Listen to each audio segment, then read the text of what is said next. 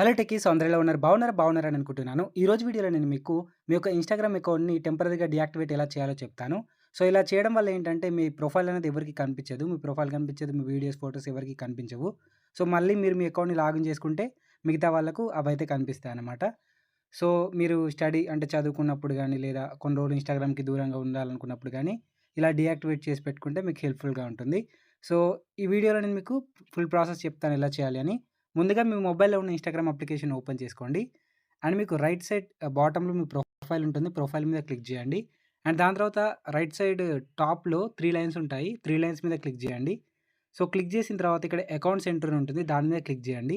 So, దాని తర్వాత ఇక్కడ మీకు పర్సనల్ డీటెయిల్స్ అని ఉంటుంది. ఇక్కడ క్లిక్ చేయండి.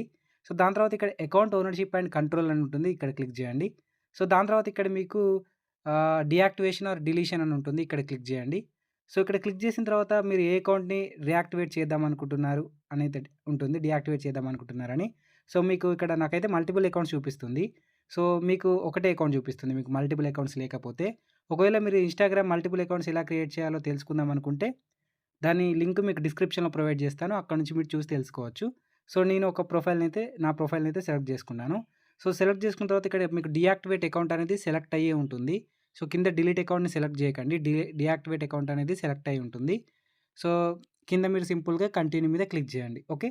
సో, కంటిన్యూ మీద క్లిక్ చేసిన తర్వాత మీ యొక్క ఇన్‌స్టాగ్రామ్ పాస్వర్డ్ అయితే అడుగుతుంది. అది ఇక్కడ మీరు ఎంటర్ చేసుకోవాలి. సో, ఒకవేళ మర్చిపోతే కింద ఫర్గెట్ పాస్వర్డ్ మీద క్లిక్ చేసి రీసెట్ కూడా చేసుకోవచ్చు. సో, పాస్వర్డ్ ఎంటర్ చేసుకున్న తర్వాత మీకు రీజన్ అయితే అడుగుతుంది. మీరు ఇందులో ఏది ఇచ్చినా ఓకే.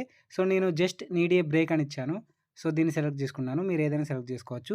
దాని తర్వాత కింద కంటిన్యూ మీద క్లిక్ చేయండి. సో, దాని తర్వాత కన్ఫర్మ్ అని అడుగుతుంది. సో, దాని తర్వాత ఇక్కడ మీరు డీయాక్టివేట్ అకౌంట్ మీద క్లిక్ చేయాలి. ఓకే. సో, ఇక్కడ క్లిక్ చేసిన వెంటనే మీకు ఈ విధంగా నాకైతే లోడ్ అవుతుంది. సో, నా అకౌంట్ అయితే డీయాక్టివేట్ అయిపోయింది. ఇక్కడ చూసారా? సో, ఈ విధంగా మీ అకౌంట్ అయితే డీయాక్టివేట్ అయితే చేసుకోవచ్చు.